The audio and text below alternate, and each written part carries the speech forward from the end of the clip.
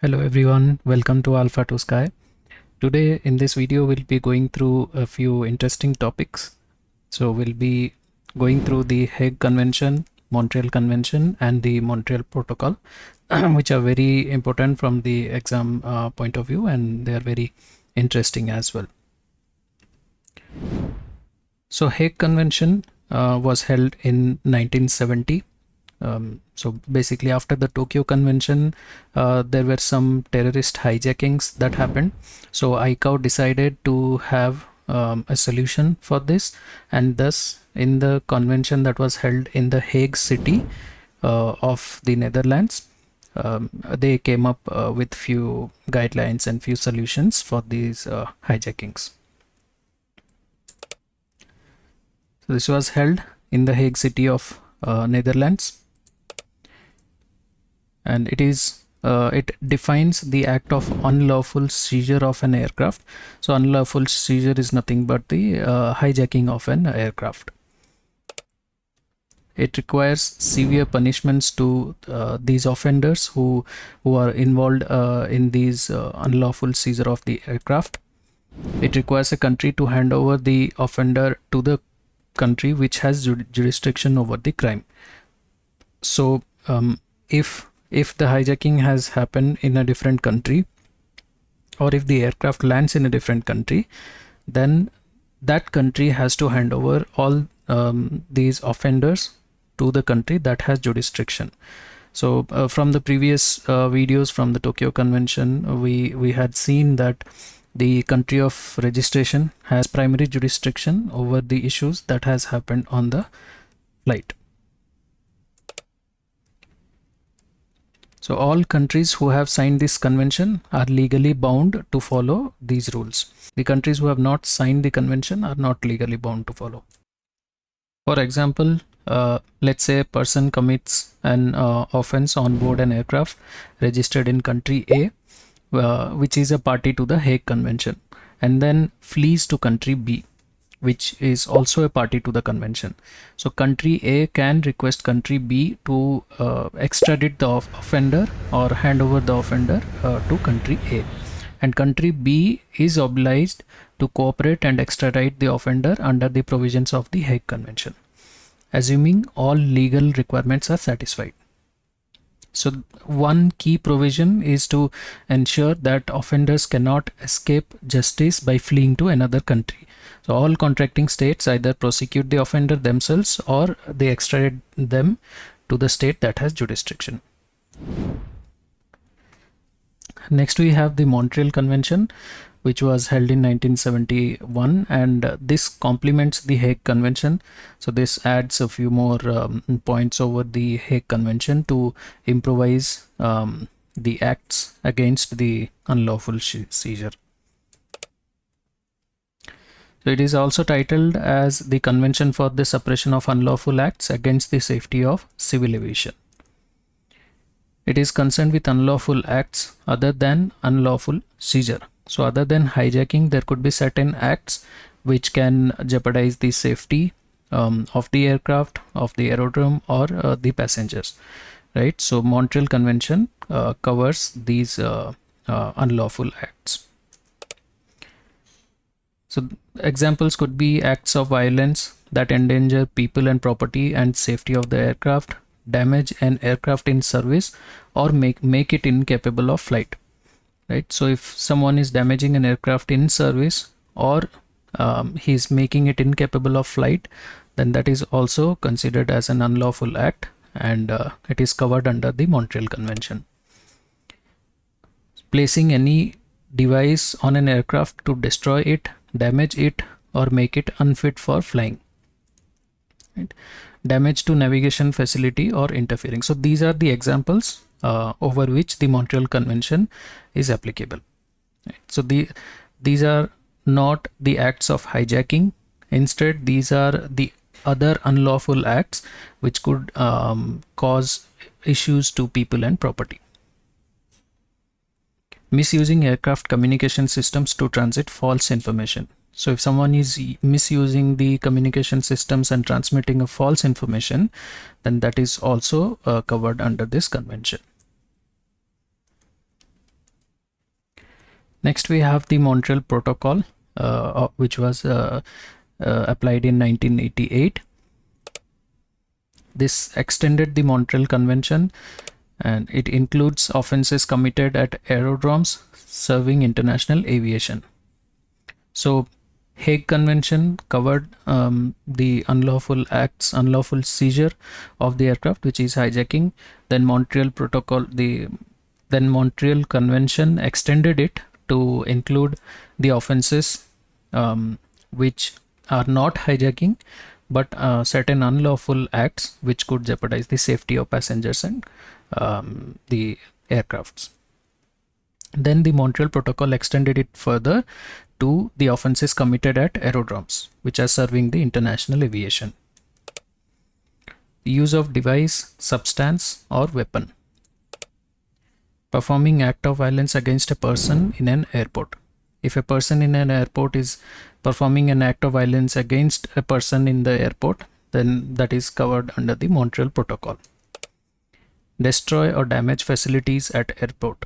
Any facility at the airport serving the people, it should not be damaged by anyone. Destroy or damage an aircraft not in service. So an aircraft might be there for maintenance, or it might not be flying at that particular moment. So if someone damages those aircraft, so that is also covered under the Montreal Protocol. So we have certain rules and regulations which will help us in proceeding with the legal actions against the offender. Disrupt services at airport. It also defines jurisdiction in above scenarios and requires severe punishments against the offenders. So if you remember, we had studied about the annexes under the ICAO. So Annex 17 talked about the security, right? So there were several SARPs, which are standards and recommended practices adopted under the Annex 17 for the security. These are applicable to all contracting states. Right? There were several measures taken by ICAO which resulted in all these standards and recommended practices, and this applies to all the contracting states.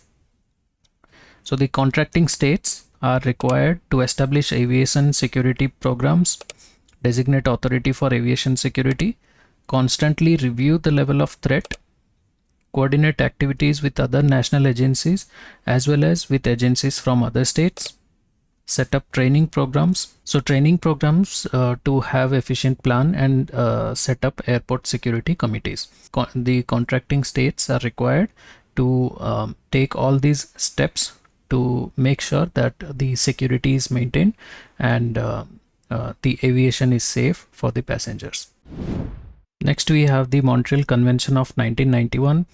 So this was basically for marking of plastic explosives for the purpose of detection. So what happened is, in the previous conventions, even after taking all those steps, there were few incidents that happened because of the explosives which could not be detected.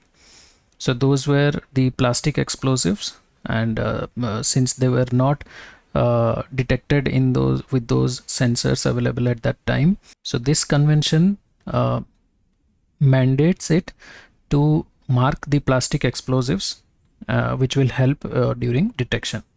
So the contracting states are required to ensure that manufacturers incorporate detection agents in plastic explosives. So whoever is manufacturing the plastic explosives or the raw materials for it, they are required to incorporate detection agents, some kind of detection agents, because using which it could be detected. Control and regulate the possession and transfer of unmarked plastic explosives. So the unmarked plastic explosives, the explosives which are already out in which were already manufactured and have not been marked before this convention, the contracting states are required to control and regulate the possession of such explosives. Destroy or render harmless unmarked plastic explosives that are not for legitimate purposes. So the remaining explosives which are harmless but unmarked should be destroyed by the contracting states. So basically it aims to prevent the use of unmarked plastic explosives for unlawful acts, especially terrorism, by requiring that the plastic explosives be manufactured with special marking agents that make them detectable by security screening equipment.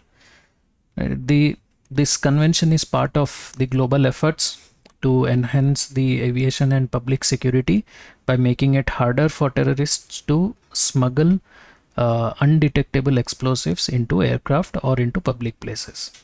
The plastic explosives are hard to detect, right? They are odorless, colorless, and often look like harmless plastic material. So they can be easily molded into shapes, hidden in luggage, electronics, or other everyday objects. Right? They can bypass the standard security screening if not properly marked. And that is why we need to mark. So there was an incident which happened, which was a major incident, which happened in Lockerbie in Scotland. Basically, there was involvement of the plastic explosives.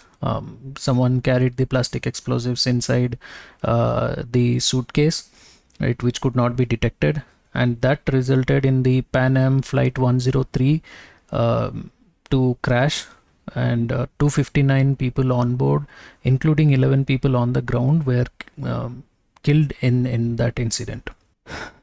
So basically the plastic explosive was put in a cassette player and then put inside the suitcase in the cargo hold, and that led to this incident. So marking is not just marking with colors or markers, it's adding materials which can help with the detection, which can help the dogs or the sensors to detect these explosives.